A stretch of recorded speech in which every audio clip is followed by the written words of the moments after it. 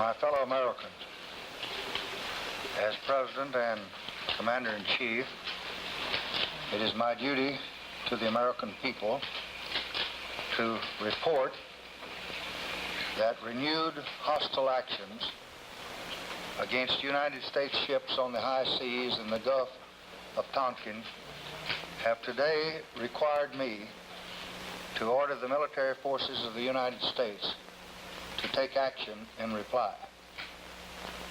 The initial attack on the destroyer Maddox on August 2nd was repeated today by a number of hostile vessels attacking two U.S. destroyers with torpedoes. The destroyers and supporting aircraft acted at once on the orders I gave after the initial act of aggression. We believe at least two of the attacking boats were sunk. There were no U.S. losses. The performance of commanders and crews in this engagement is in the highest tradition of the United States Navy.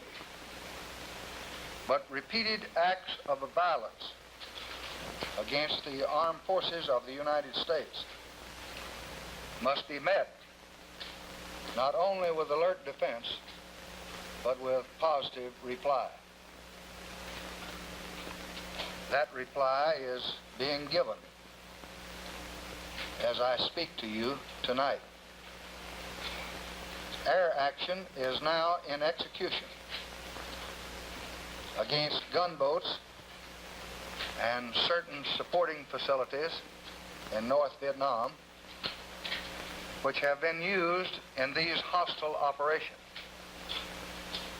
In the larger sense, this new act of aggression, aimed directly at our own forces, again brings home to all of us in the United States the importance of the struggle for peace and security in Southeast Asia. Aggression by terror against the peaceful villagers of South Vietnam has now been joined by open aggression on the high seas against the United States of America. The determination of all Americans to carry out our full commitment to the people and to the government of South Vietnam will be redoubled by this outrage. Yet our response for the present will be limited and fitting. We Americans know, although others appear to forget, the risk of spreading conflict.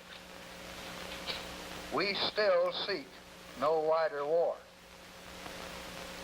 I have instructed the Secretary of State to make this position totally clear to friends and to adversaries, and indeed to all. I have instructed Ambassador Stevenson to raise this matter immediately and urgently before the Security Council of the United Nations. Finally, I have today met with the leaders of both parties in the Congress of the United States,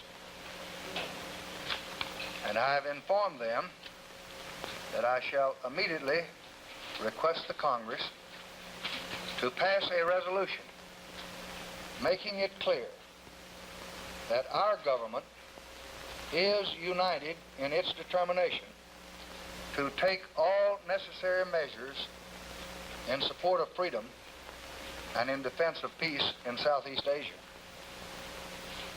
I have been given encouraging assurance by these leaders of both parties that such a resolution will be promptly introduced, freely and expeditiously debated, and passed with overwhelming support. And just a few minutes ago, I was able to reach Senator Goldwater, and I am glad to say that he has expressed his support of the statement that I'm making to you tonight. It is a solemn responsibility to have to order even limited military action by forces whose overall strength is as vast and as awesome as those of the United States of America. But it is my considered conviction, shared throughout your government, that firmness in the right is indispensable today for peace.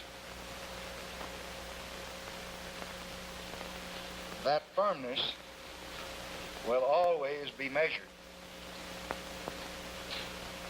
Its mission is peace.